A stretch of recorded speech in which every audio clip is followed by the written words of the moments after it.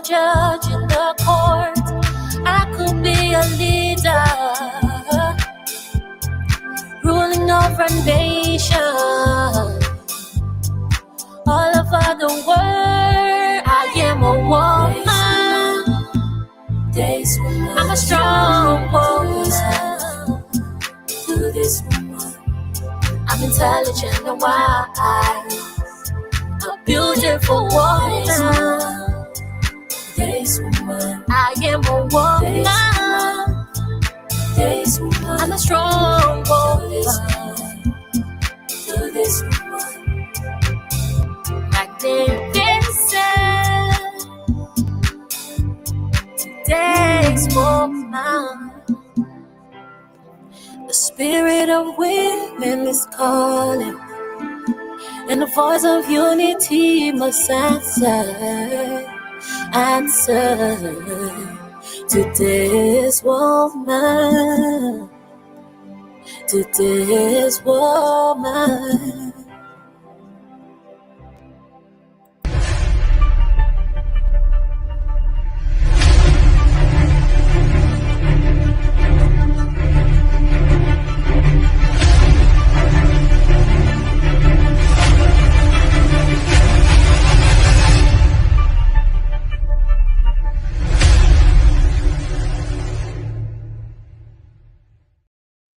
Good afternoon and welcome to Second Touch Saturday in the Kitchen. We discuss here issues affecting our daily lives.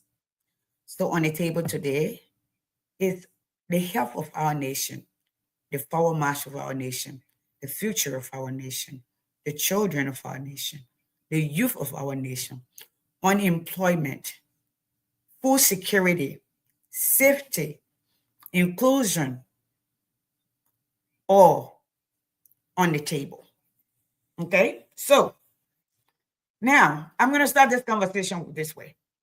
The first thing I want to press on is I saw a post this morning from my brother Cyrus Gray, and I'm taking it back.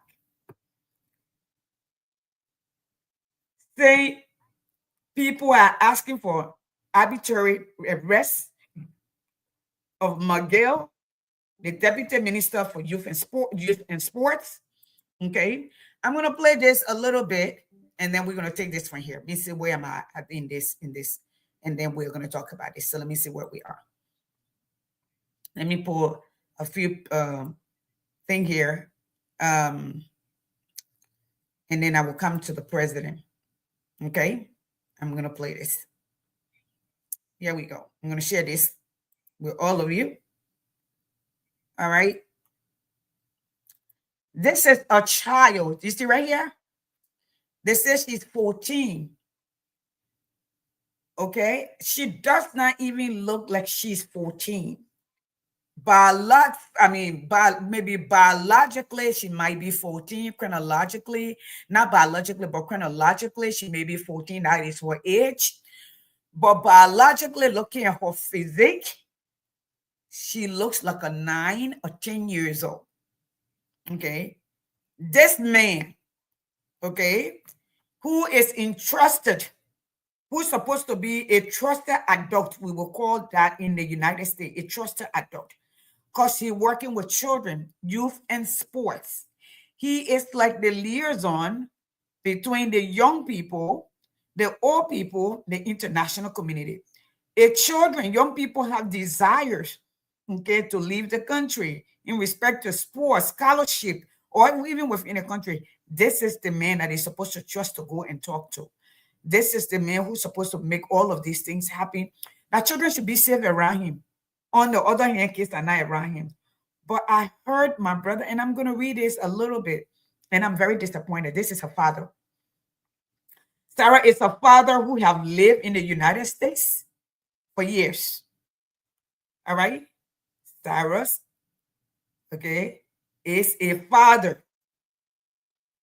who raised his children in the United States, who is between the U.S. The moment the child said this, okay, this child said, and they took this child from her parents, okay, and I don't trust the system. That is a problem. So let's look at it this way. Let me just read a little bit. What's going on? Okay, we're still here. Okay, I hope you people are looking at this. Liberian people, I hope you're looking at this. Okay, this is the guy. Now, let me read what Cyrus Gray, an educated, okay, Liberian, a father of people who's supposed to be one of the cornerstone of Liberia. Here's what he wrote. Brian McGill, despite the public cry for the arbitrary arrest, arbitrary, that's the word I chose. It does not matter anything else that followed through here. The arbitrary arrest for rape, it is slowly becoming obvious that there is no evidence to justify a rape charge, okay? Hence, no basis for the arrest that many have been demanding. Anyone can be accused of rape, crime. Everyone must fight crime and what? Strive more and more for a fair and just society. But there is a reason why the presumption of innocence is guaranteed in the Constitution. Guilt should not be preempted.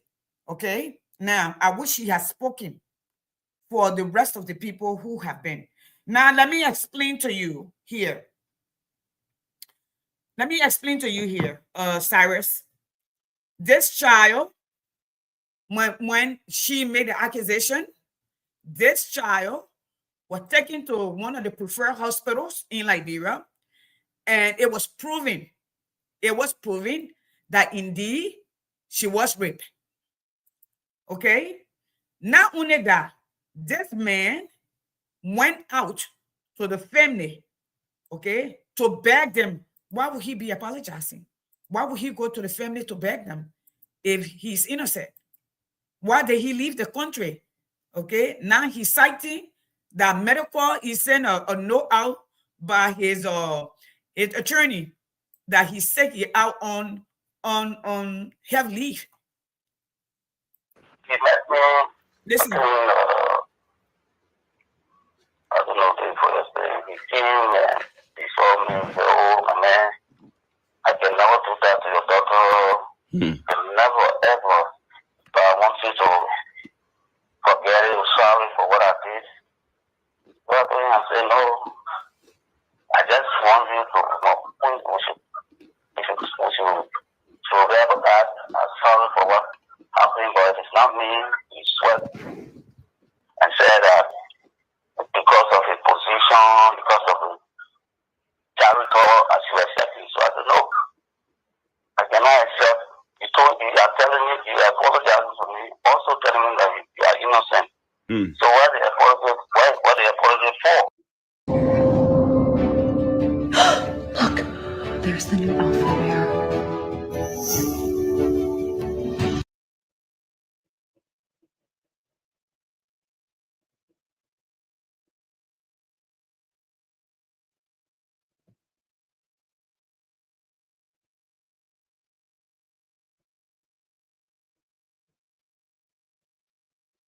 Okay, so here we are. Cyrus, why did he go apologize? Why did he go apologize, Cyrus? Why did he go apologize? Okay, I'm going to move from here. Why did this man go to apologize if he did nothing to this child? This child had been the same test that is ran on other people who have raped other people's children and ended in jail. Was this particular preferred hospital tested this child, and it was, guys, here is another rape case. Your other minister, you know, let me tell you something, Liberian people. I've talked about this on this platform for years. This is a commonplace. This is a commonplace for leadership in Liberia to abuse the population. This is a commonplace. When y'all hear the story, when we were going, a goddaughter, godpa, supposed to be people who replace your parents or who act on behalf of your parents, who are there like a second parents to you. They're not people who molest you. They're not people who sleep with you. They're not people who have baby by you. They're not people who get you pregnant and tell you should lie to the neighbor. This is the story of Liberia. This is the tradition of Liberia. So y'all stop the nonsense and start acting like y'all don't know what we're talking about. Cyrus, I'm very disappointed in you. and I will call you out every day. You didn't have to say nothing, just cut it off. Okay? Unless if you are biting this and putting it illegal, hopefully your niece should never be called, because I, as your sister, I'm going to drag you. I'm just telling you that. It's a shame. It's a shame that a father will even talk about arbitrary arrest. Do you not know that there was testimony? Children, don't lie like that. Why did he go apologize? That would be my question. Why did he go apologize if he did nothing to this child? He said arbitrary arrest. Really? Really? Really? Are you looking for a favor? Really? Is it friendship? Really, Cyrus? Now, let me come back here. So you have another minister again. Another minister have raped another child. This is an epidemic in Liberia. Okay? It is. All right, let me show him. Let's see it. All right.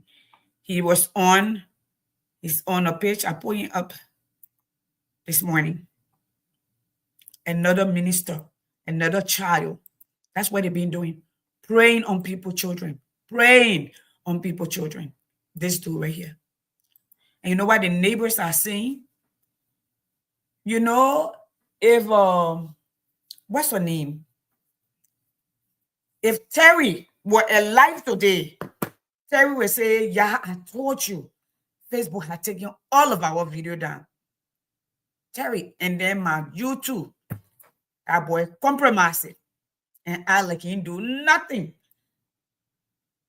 That's just a boy, sir, who were working for me, collecting people information, just throwing it on my Facebook and on my YouTube, and they shut it down. So all my documents are over there. Okay. Look at this man right here. Look at this man. This grown man sleeping with babies. Grown man, Liberian government official. Right here. Damaging our children, babies, minor, 14 years old.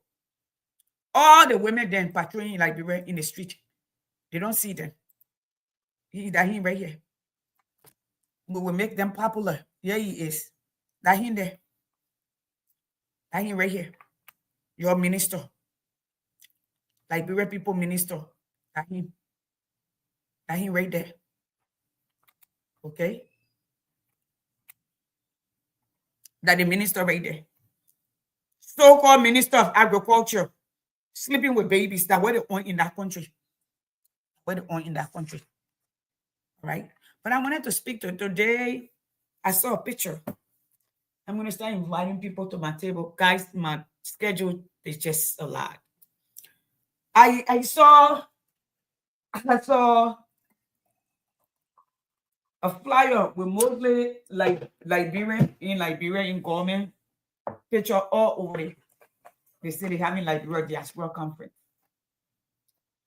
You know, we said integrity in leadership. It says it's defined as integrity is the melting of ethics, okay, and value into action.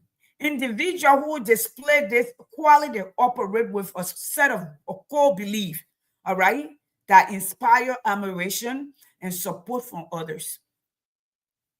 I can admire you when you're a liar. I can't admire you when you're deceptive. I don't care what you have. I don't care what kind of money you have. I don't care what you offer me. I don't want it. Okay. What separates Liberians? Okay. Everybody say your reward is not in heaven. No, it's not. Politics reward is not in heaven. No, it's not. The philosophy of politics is for the greater good of a nation. How do we fix our nation? How do we make it better? How do we become first and foremost? Memo, I'll call you back. I'm live. I'll call you back, sweetheart. Okay? How do we create that? That's what we're supposed to do.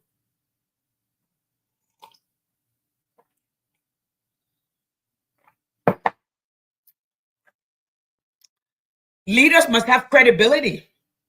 And leader who can be counted among those, okay, their action, their opinion, sign again and support, commitment to those around them.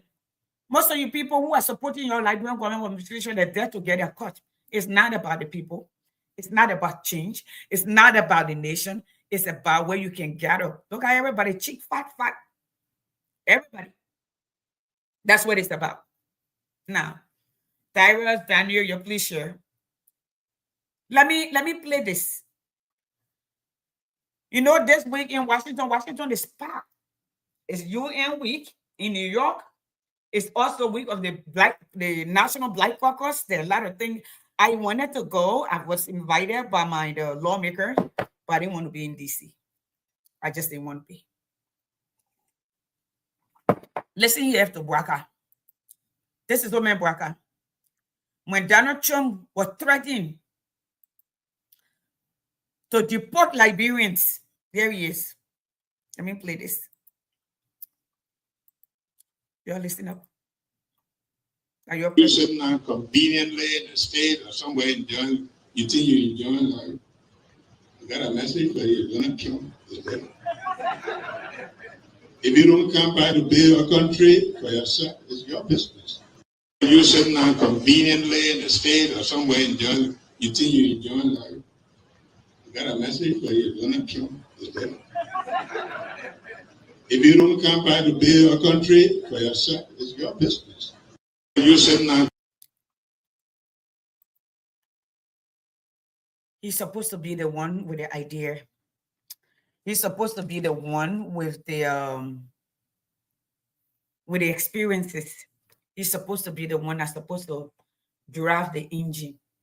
He's supposed to be. Let me play the UN message from this man. From the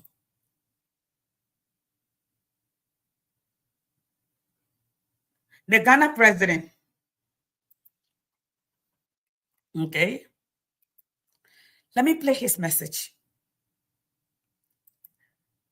From leadership who have been there before and came back. Let me play that. Hear his beginning. Let's make sense of it. Let's make sense of it. Okay.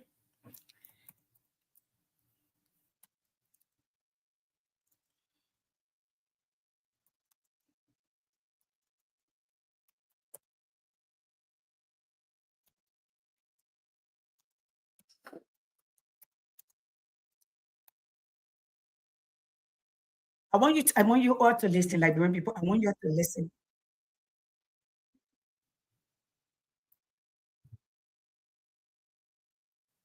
Okay, I want you guys to listen.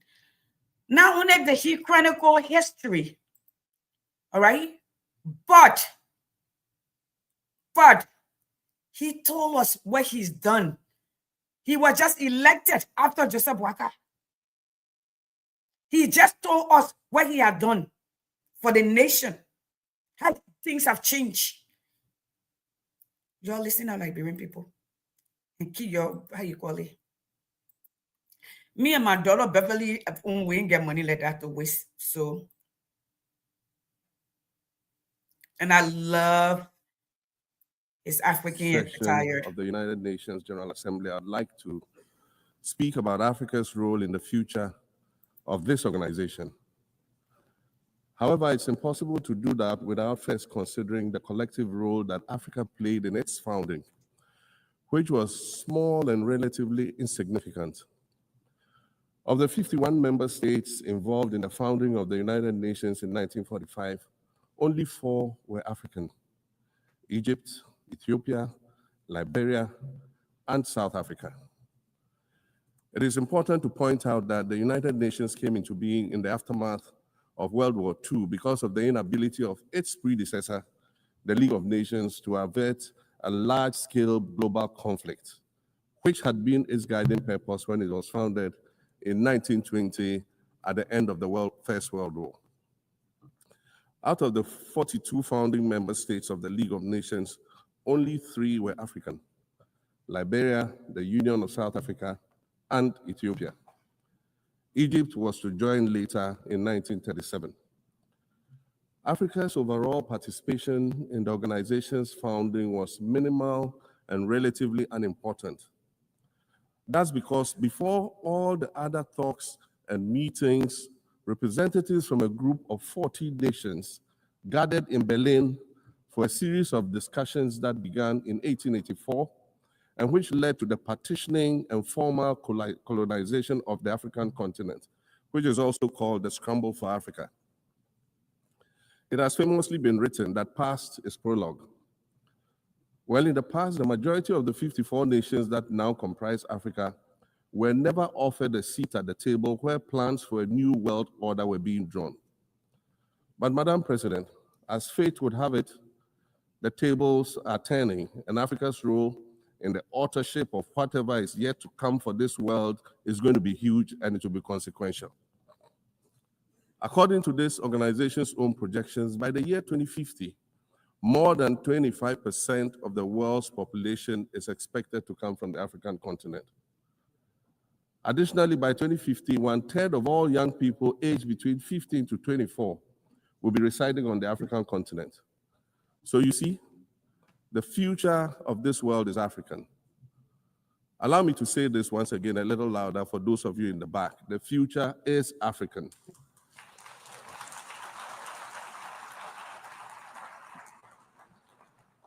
Already today, Africa is a catalyst for human potential and development, as well as for economic reform and ecological stability. Africa is a catalyst for systemic change. If this reality, which is fact-based and straightforward, seems provocative or unsettling, perhaps it's because you are viewing it through the lens of centuries of filters, colonialism and imperialism, and the resulting implicit bias. Maybe you are unaware of the resilience of African nations or their... Africa, the future of the word, okay? And I need to go here and tell you this. You know, most of the African nation,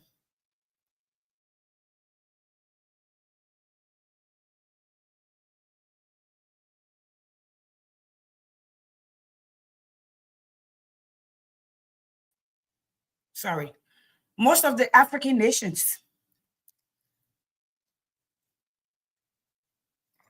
voted for two-state agreement.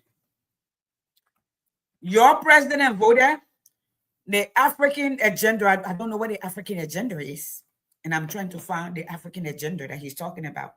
These people voted and announced it. These people talk about what they have done. You heard what President Muhammad said he's done since he was elected? How he changed the economy? You all heard him? I'm sure you all did.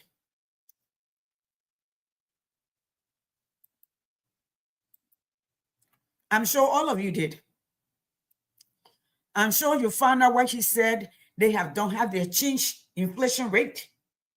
I'm sure all of us have done so. Listen to that. How do you make a plan, but you want other people to pay for your plan? How do you do that?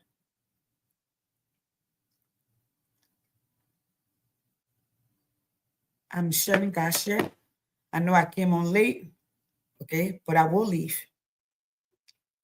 The very Americans or the very Liberians who live in the diaspora, who you were teasing, who you were laughing at, you are telling them your $8 billion plan, Liberia, that funny place, you will pay 10% and they will pay for all. But you're selling everything. FPX that you're about to sign or that you signed, it's just a front. They already have sold 57 million of their stock to Qatar. They come and banjo your gift the nation wealth out free to people, just so a few of you can enjoy. Then the people come in now and they make the money. You know, I hear people say, oh, Liberian come here, Liberian diaspora come here. You got to think about the diaspora and Liberian that come. Desperate people can't find job. Desperate people who lied on their resume, okay, because they know people and they infiltrate system. And then, how many of those who actually work in this country with extensive knowledge and competition, you think you will come and tell them to do and steal and put their name on the line? Why do you think people like George Gompo left? Why do you think Asai left? Because she was not going to compromise herself. She knows what she knows. She's not trying to fit in. That's that. This man said he took over. They had 23% inflation rate. Right now, Ghana school, no registration fee, free government school.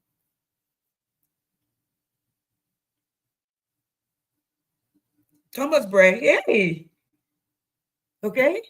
I'm here on Saturday at 12. I had a meeting, so I came late.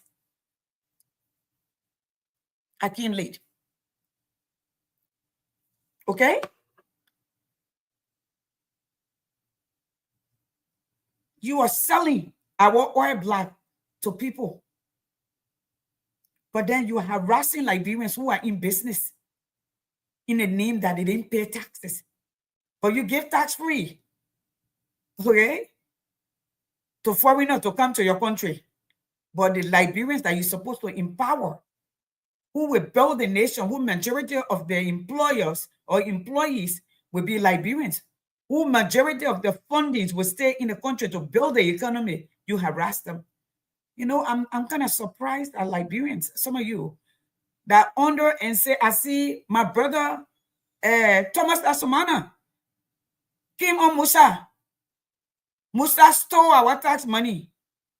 Thomas is an American educated person who lives in this country, who works in healthcare, who know majority of the corporate organization in this country get tax break so they can keep America working. Your uncle, a president. These are people who protested with me. These are my brothers. And I'm looking at them like, really? Really?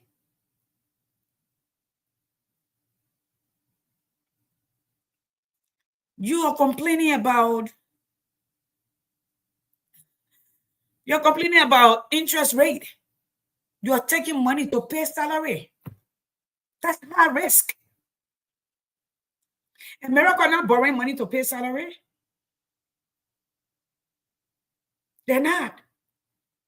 The word over it is not. So when I see y'all, you get the least among us to lead us, and you're doing the same thing. Liberians, it is time for new direction.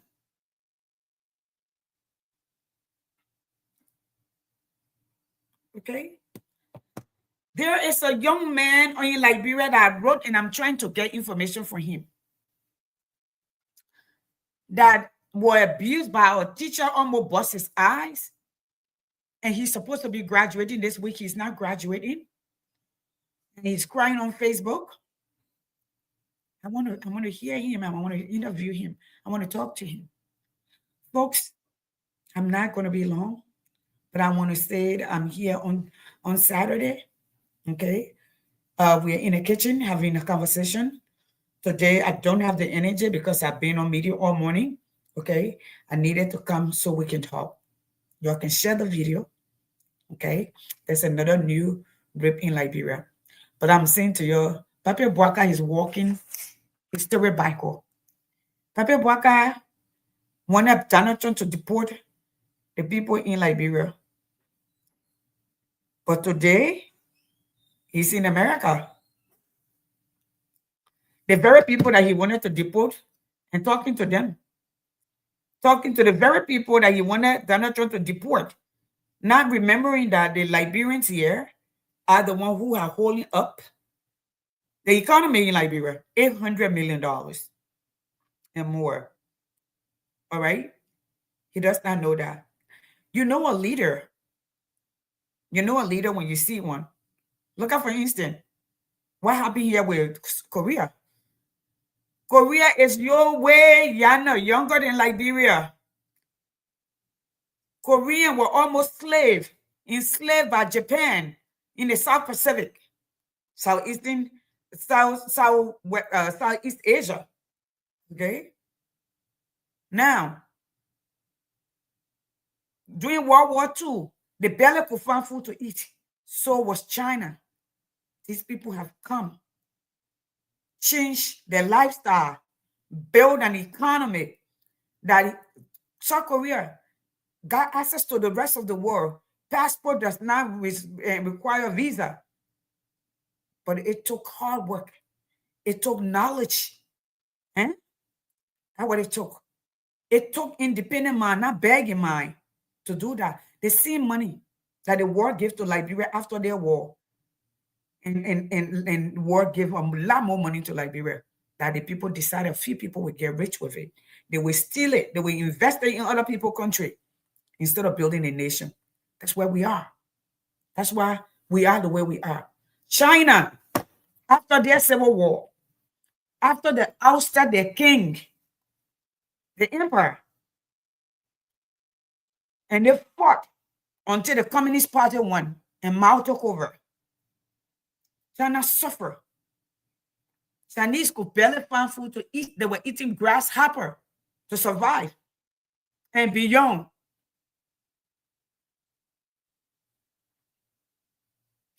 In 1968 is when China started transforming with Deng Xiaoping, with the 4 pillars. That's why he's called father of modern China. You've been around for 198 years. Yes, we went to war. You murdered our people. You collected money and refused to give us justice. But guess what? You have no plan. The arrest agenda now changed 3 times. Maybe by the time they come back, there will be another retreat to recalibrate.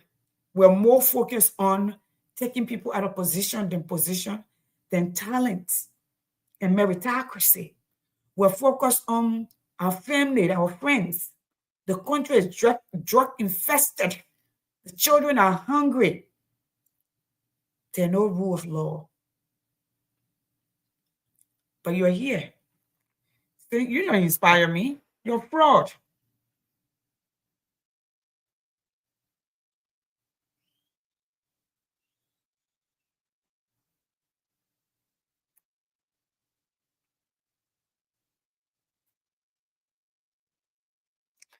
Most of you from the diaspora are very hard to learn. You keep doing the same thing over and over and expecting different results.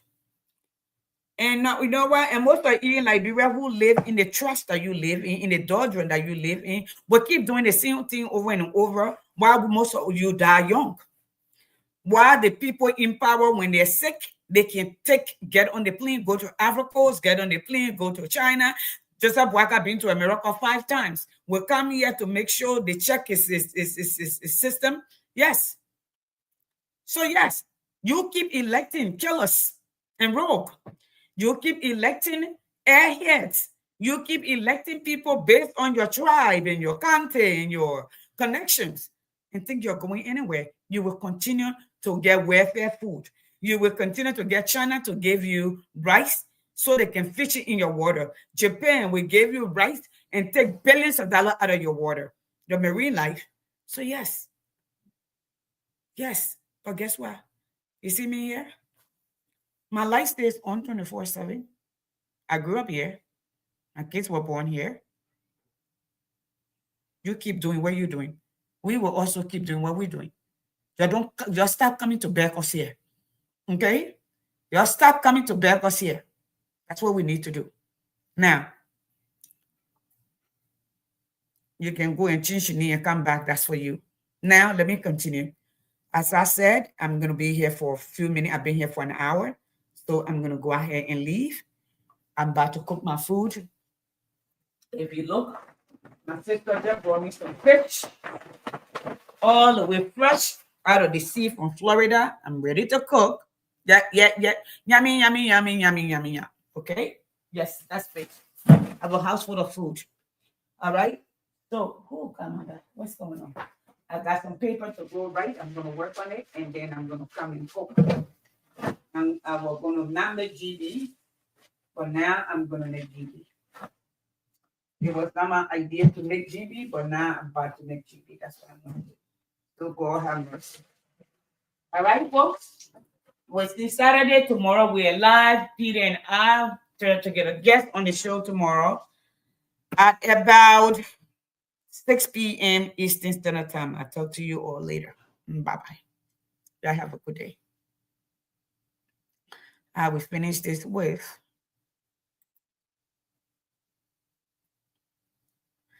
Pape Boaka's speech to the Liberian diaspora. We think we're here. Somebody think he can talk trash. I'm me talking trash. I think some of you are in the diaspora. How are you going to say some of you are in the diaspora? We're in good position. We're fine. You know, some of us are on Facebook because we're worried about y'all. Maybe you don't know that.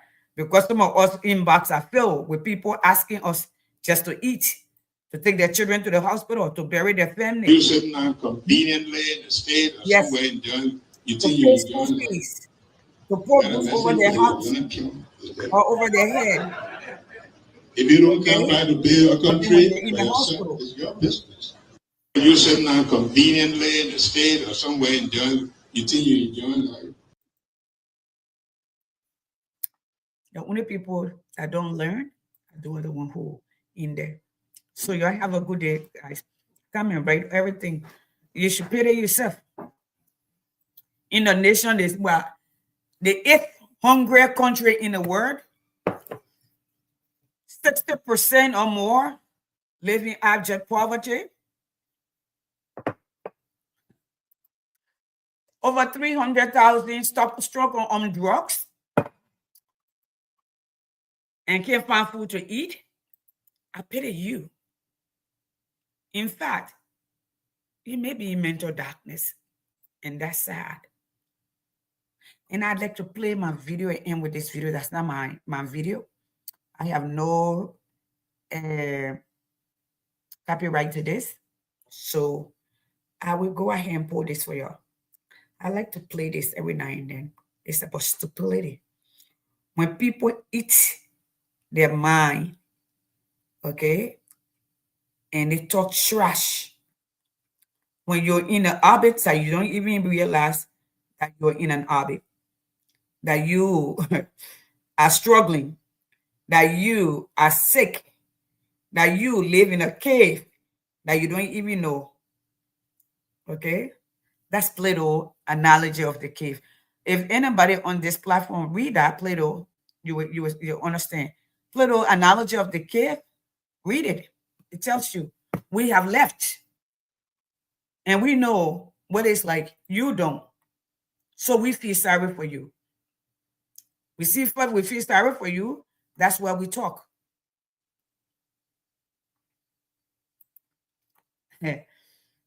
Yeah, we feel sorry for you. That's why we talk. We feel sorry for you. That's why we're still here.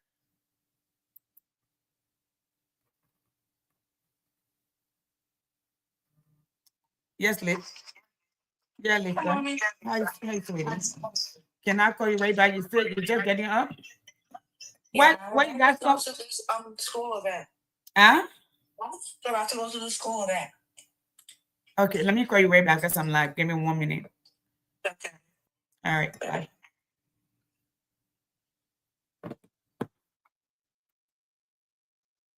That's my daughter. She's on campus.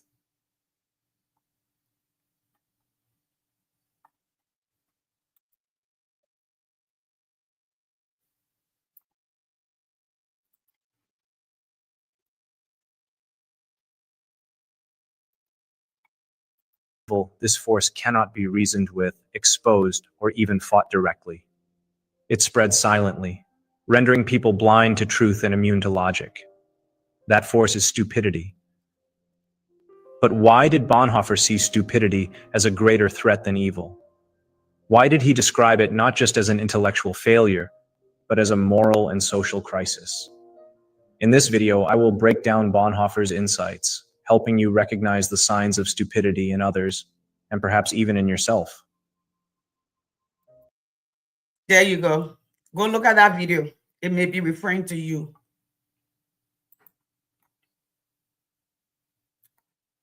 Okay? You all have a good day. I'll talk to you all later. Bye-bye.